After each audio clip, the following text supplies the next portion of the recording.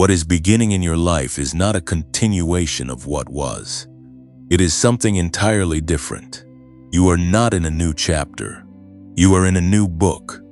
And before this message goes any further, before a single word lands in your spirit, there is a question you need to sit with for just a moment.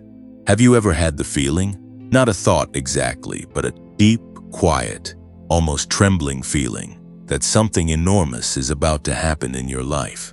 Not just something good, not just a small improvement or a slight change in circumstances, but something so large and so different that you could not fully put words to it if you tried. Have you felt that? Because if you are here right now, if these words are the ones your eyes and ears found in this moment, then that feeling was not imagination. That feeling was not wishful thinking born out of a season of desperation. That feeling was something placed inside you from the outside. It was a signal. It was the kind of knowing that does not come from your own mind, because your own mind would not dare to dream this large after everything you have been through. And that is exactly what needs to be said first. After everything you have been through. Those words are not a small phrase. They carry the weight of years that were hard in ways that people around you may never fully understand. They carry the weight of prayers that seemed to go unanswered, of doors that closed when you needed them to open, of seasons that stretched so long you began to wonder whether the waiting would simply become the rest of your life. You know what that weight feels like, because you have been carrying it. You have carried it quietly, in most cases. You have carried it with a smile on your face in public and a heaviness in your chest when you were alone. You have carried it through moments when the tears came not because you were weak, but because the load was genuinely heavy and the road was genuinely long. But here is what that feeling you have been sensing is actually telling you. It is not telling you that more of the same is coming. It is not telling you to brace yourself for another long stretch of the same painful waiting. It is telling you that you are standing at the edge of something completely new. And the word completely is important, not mostly new, not a variation of what has already existed in your life, completely. The old era is behind you. The old patterns, the old ceilings, the old limitations that seemed like permanent fixtures in the landscape of your life. Those things belong to a book that has already been closed. You are now standing at the first page of a book that has never been opened before. And the author of that book is God Himself, and He does not write mediocre stories.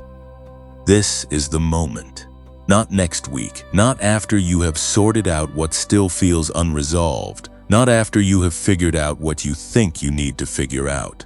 This moment, right now, as this word is finding you, is the beginning. The new era does not ask for your readiness. It does not wait for your confidence levels to rise or for your circumstances to perfectly align. It simply begins because the one who declared it decided it was time. And when God decides something is time, nothing in heaven or on earth has the authority to delay it. If this word is already stirring something in your spirit, type, "Yes, I am ready," in the comments right now.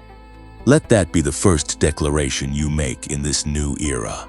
Speak it out, because what you declare at the threshold of something new matters. Meters. And if you feel led to support the mission that brings these words to people who need them, you are more than welcome to do so. There is no obligation and no pressure. Only the simple truth that this work continues because people who feel something real choose to help carry it forward. You are not going back. That needs to be said clearly and without qualification. You are not going back to what was. You are not returning to the version of your life that existed before this season of preparation. That version of your life served its purpose. It shaped you. It formed you. It built things inside you that you could not have developed any other way. But it is finished. The door to that place is not just closed, it is sealed.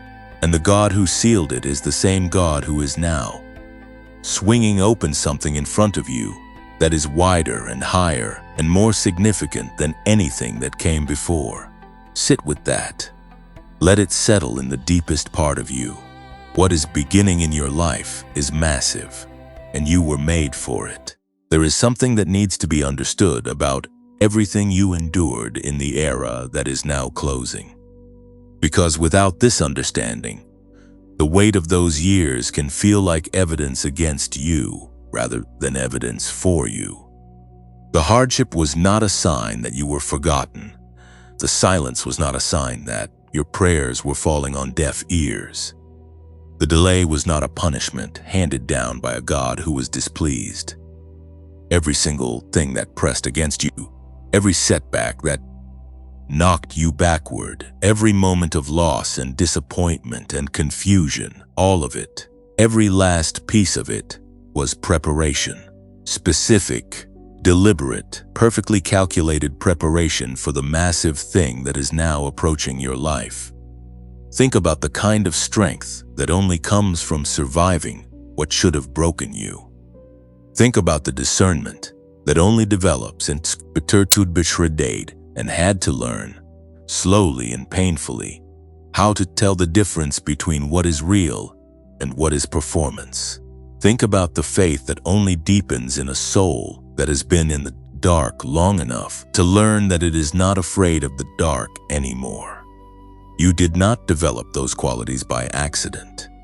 You developed them in the fire. And the fire was not random.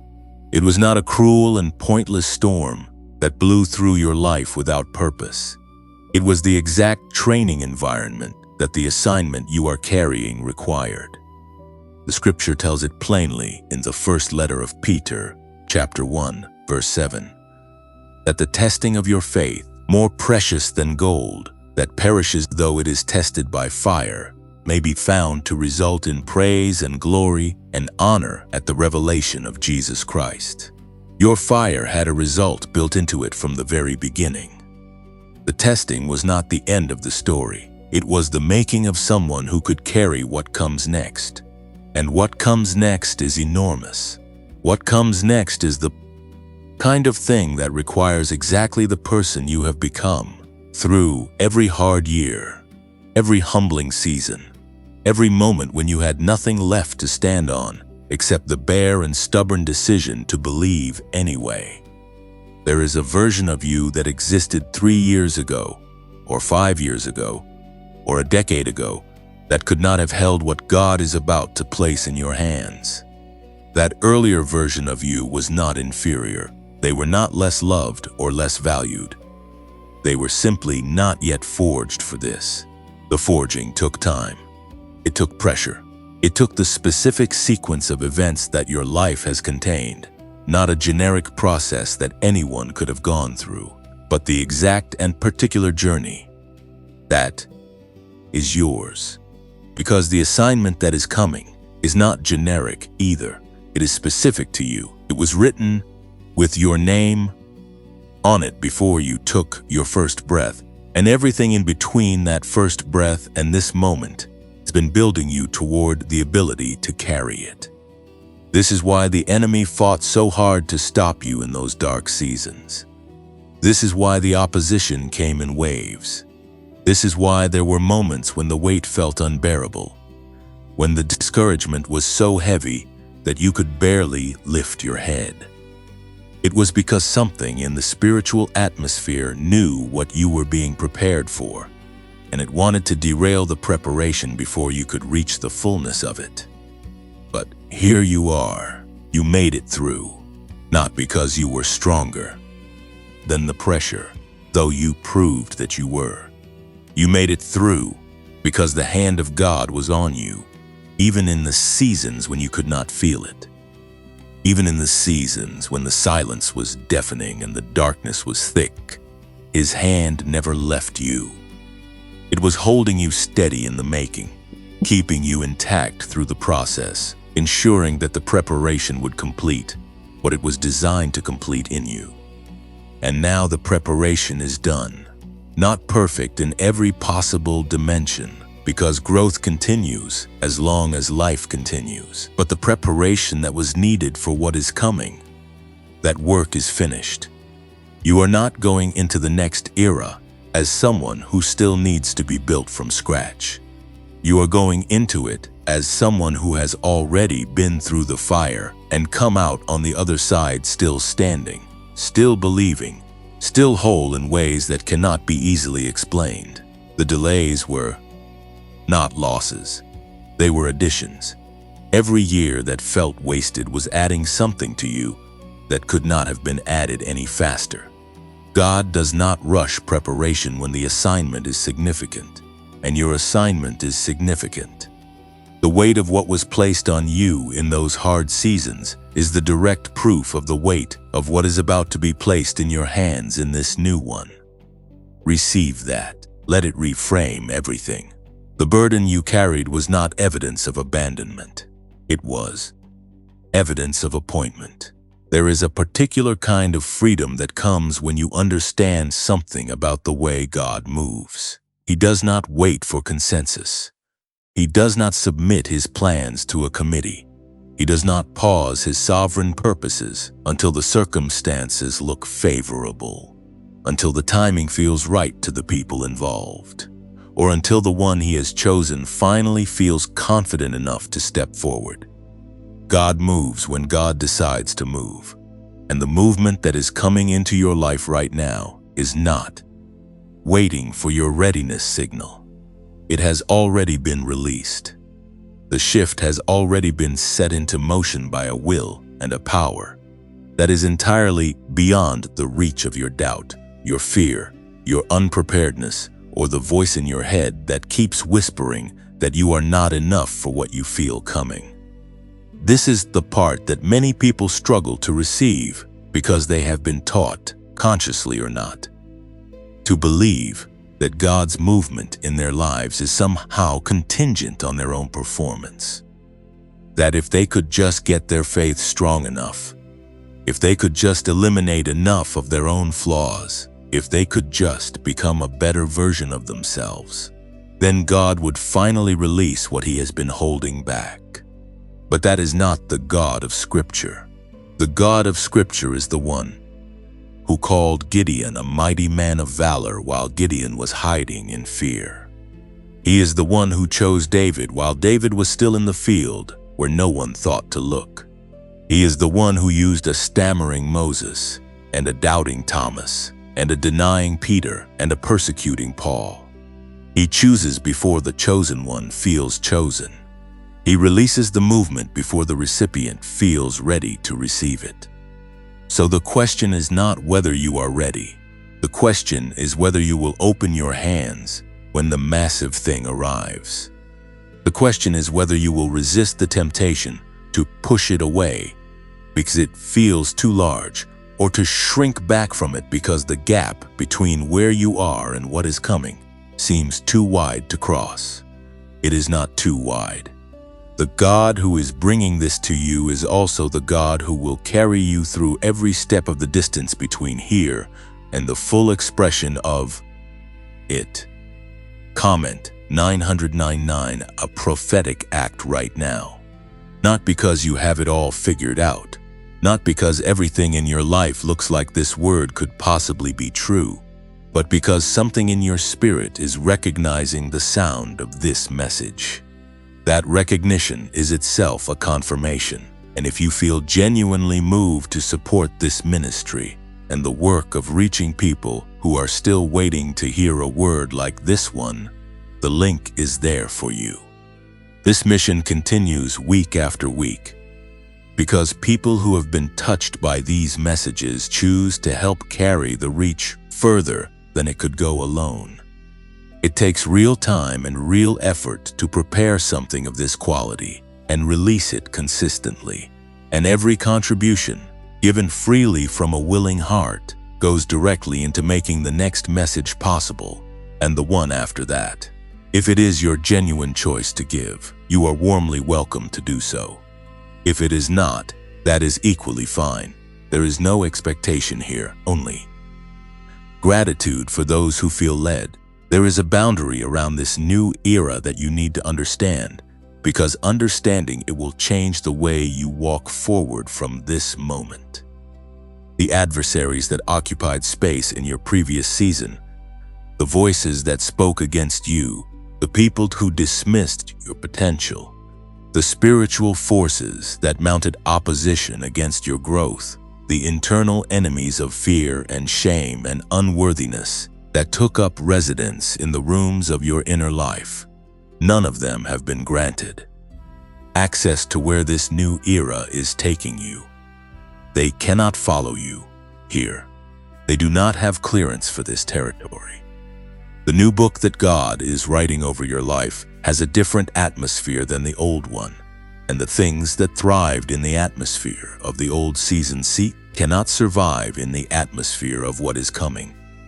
This is not a small thing, because one of the greatest fears that follows a person out of a hard season is the fear that the same enemies will simply show up again, that the same patterns will repeat, that the same people who caused pain will find their way back in, that the same darkness will reassemble itself around a life that dared to hope for something better.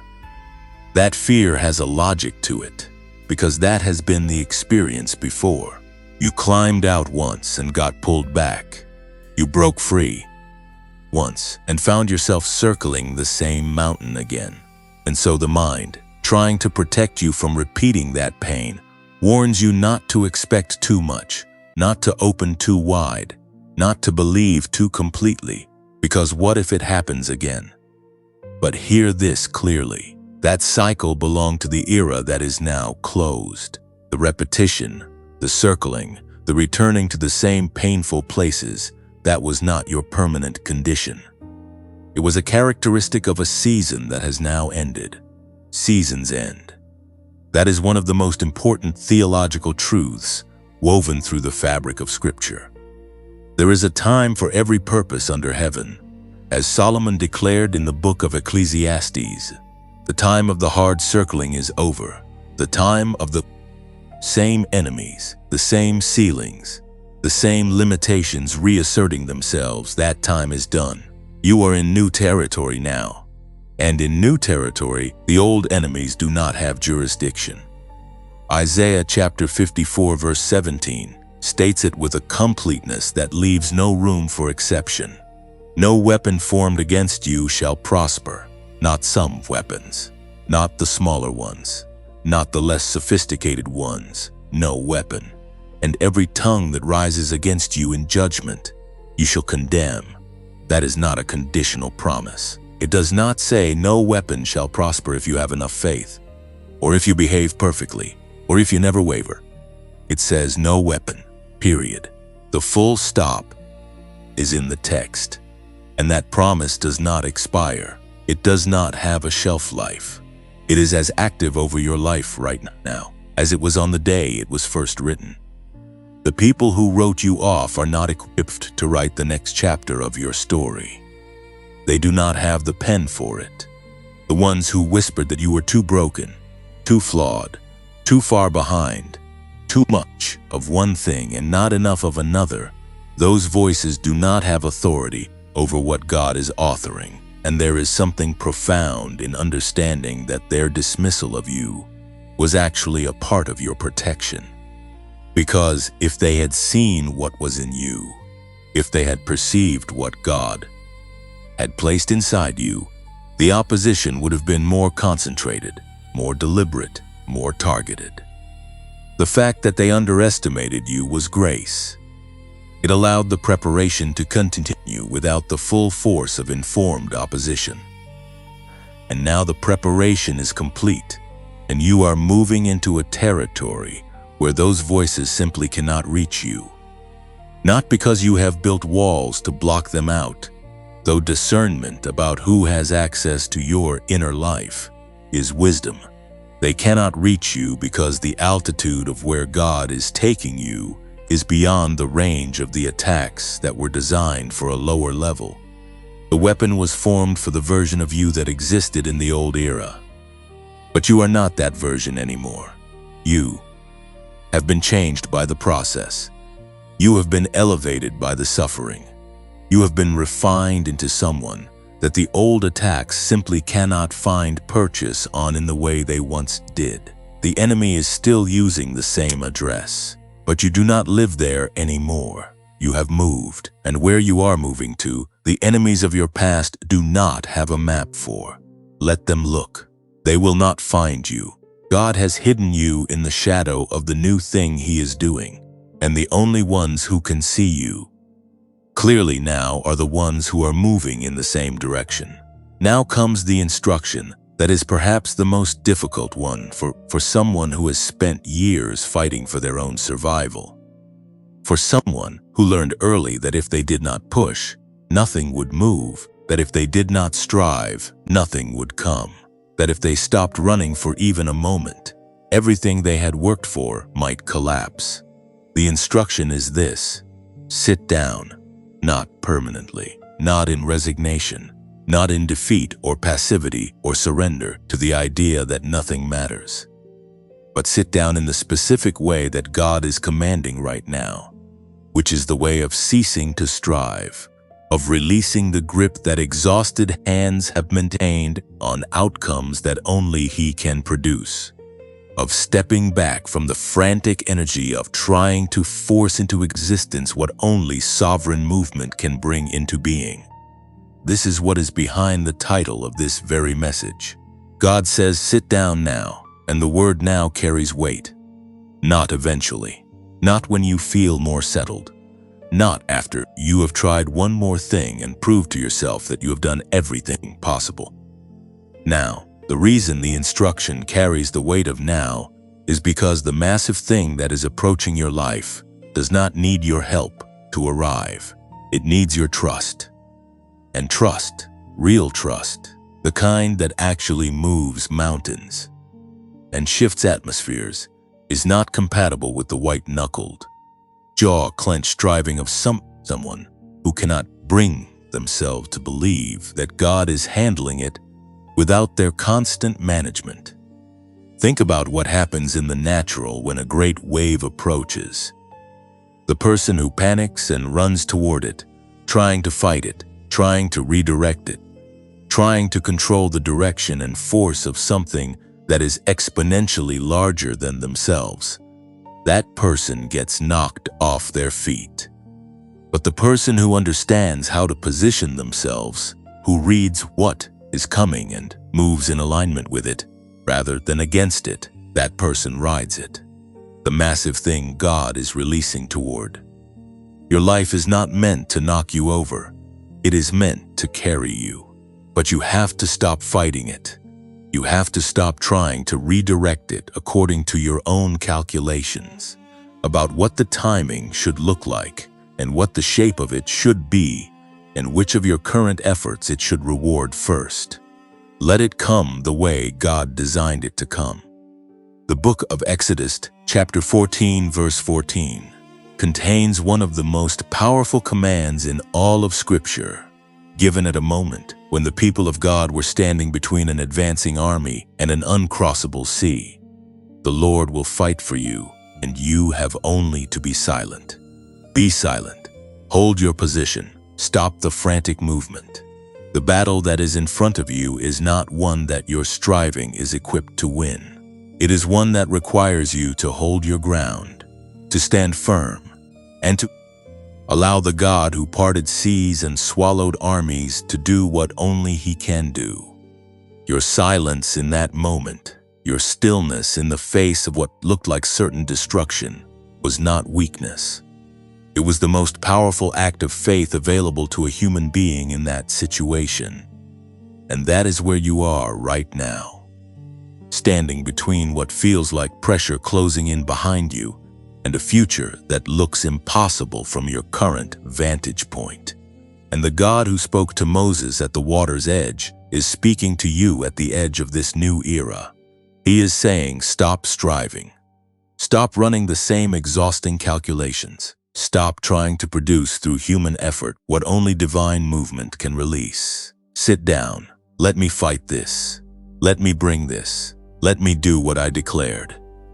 I would do before you were born, without you getting in the way of your own blessing by refusing to believe it can arrive without your management of every detail. This does not mean you become passive in your responsibilities. It does not mean you stop working, stop showing up, stop being faithful in the practical dimensions of your everyday life. Faithfulness in the small things is always the right posture, but there is a difference between faithfulness and striving. Faithfulness is steady, calm, consistent obedience to the call that is already clear. Striving is the anxious, exhausting, fear-driven attempt to manufacture outcomes that were never yours. To manufacture in the first place. God is not asking you to stop being faithful. He is asking you to stop striving. He is asking you to release the tension in your hands and your chest and your mind that comes from believing somewhere deep down that if you stop pushing, the thing will never come. It will come. He has already sent it. Your job now is to create the internal posture of trust and stillness that allows you to receive what is already on its way, rather than running so fast in so many directions that you miss it when it arrives at your door. What you are feeling rising in your spirit right now has a name. It is convergence. It is the word that describes what happens when two great rivers, each moving with force and purpose along their own course, finally reach the place where they were always meant to meet. One of those rivers is the declaration that was spoken over your life before you were born, the word that went out from the mouth of God in that eternal moment when He saw you and knew you and appointed you. That declaration has been moving toward you your entire life. You did not always feel it. There were seasons when it seemed like nothing was moving at all, when the waters seemed still and the silence seemed total. But it was moving. Declarations of God do not stall. They do not lose momentum. They do not expire. They move steadily and with absolute certainty toward the moment of their fulfillment.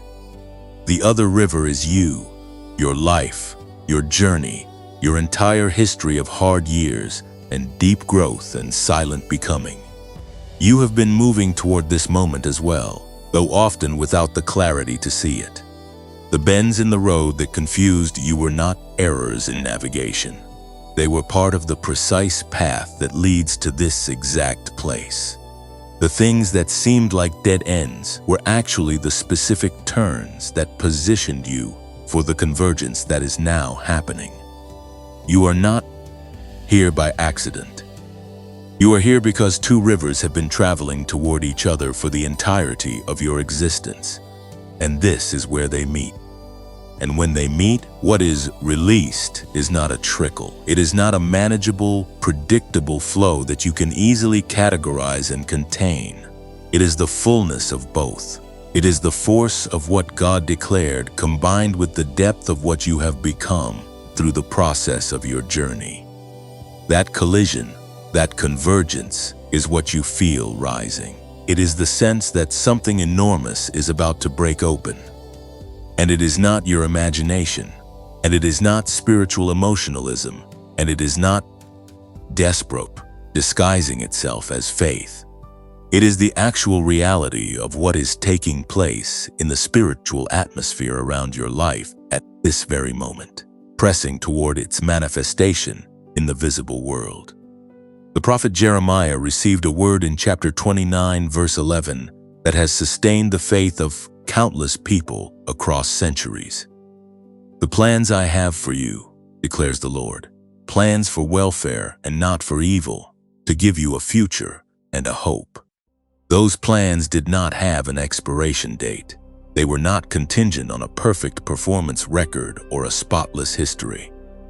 They were declared over a people who were in exile, who were in the middle of one of the most difficult periods in their collective experience, who had every human reason to believe that the good things were behind them forever. And the word that came was not a general sentiment of goodwill. It was a declaration of specific, purposeful, future-oriented plans that were already in motion from the perspective of the God who spoke them. That same declaration is active over your life right now. The plans God has for you are not vague or generic. They are specific. They carry details about your future that would break you open with wonder if you could see them clearly in this moment. The future and the hope that God has promised are not distant abstractions. They are approaching with the same certainty and force as everything He has ever declared. And what He is declaring over you in this season is that the convergence is here. The two rivers are meeting. The word that has been moving toward you all your life is now arriving at the same place where you are standing after all your preparation, all your endurance, all your becoming. What is about to hit your life is not a small increment of improvement. It is the kind of thing that rearranges the entire landscape. It is the kind of thing that makes you look back a year from now and understand, with a clarity you do not yet have today, that this was the moment. This was the hinge point. This was the place where everything changed. And the reason it is happening now, and not in a year or in 5 years or in some indefinite future, is because this is the moment that was appointed for it. Not by the movement of the planets, or the alignment of your circumstances, or the accumulation of your own efforts, but by the sovereign will of the God who does not waste a single moment of a story He is personally authoring. You are at the convergence. Do not look away from it. Do not back away from it. Open every part of yourself to receive what is already coming. Everything that has been spoken in this word has been leading here, to this final declaration, to the truth that needs to be the last thing you carry with you when this message ends, and you return to the ordinary moments of your day. And the truth is this: you are not a passive recipient of a random cosmic event. You are the one this era was built for. That is not a motivational phrase designed to make you feel good for a few hours. It is a theological reality rooted in the nature of a God who does not make mistakes, who does not build eras without appointing the specific people who are meant to inhabit them, who does not release a massive movement into the world without first preparing the vessel that will carry it. Before you were born, God knew this moment would come. He knew the specific intersection of history and culture, and need and opportunity that would define this particular era. And He looked at you, at your gifts, your temperament, your history, the things that happened to you, and the things that happened in you. And He said, that one is the one for this.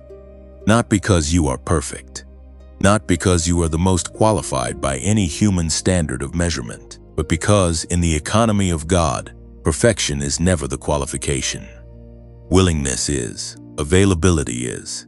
The particular combination of gifts and experiences and God-shaped capacities that exist in you is. And all of those things are present in you in exactly the measure that this era requires. This is why the opposition has been so persistent. This is why the enemy did not simply leave you alone to live a peaceful, undisturbed life. When something is not important, it does not get attacked. When someone is not a threat to the plans of darkness, the powers of darkness do not bother to mobilize against them. The intensity of what you have faced is in direct proportion to the significance of what you carry. The target on your back was drawn there because of the assignment that God wrote on your life. And now that assignment is reaching its moment of full expression, the season where the preparation meets the purpose and the promise meets its fulfillment. Type, I receive it in the comments right now. Not as a performance, not as a religious ritual, as a genuine, conscious, deliberate act of opening your hands and your heart to what God is releasing into your life in this new era.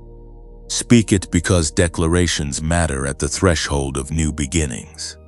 And if today's message has moved something in you that feels real and lasting, and if you would like to support the ministry that brought this word to you, you are warmly and genuinely welcome to do so. Your support, given freely and from a willing heart, is what allows this work to continue showing up, week after week, for the thousands of people who are still out there, waiting for a word that finds them exactly where they are. Give only if it is truly your choice, and know that even that small act of generosity is a declaration that this word is worth continuing, worth spreading, worth carrying further into the world. And if you have not yet subscribed to this channel, do that now, because this is not the last word that will find you here. This is the beginning of a conversation that continues, and you do not want to miss what comes next. You were chosen before you understood what being chosen meant. You were appointed before you had any sense of the appointment. And now, standing at the opening of a new era, standing at the first page of a book that has never been written before, you are being invited not just to receive what is coming, but to walk fully into the identity that was always yours.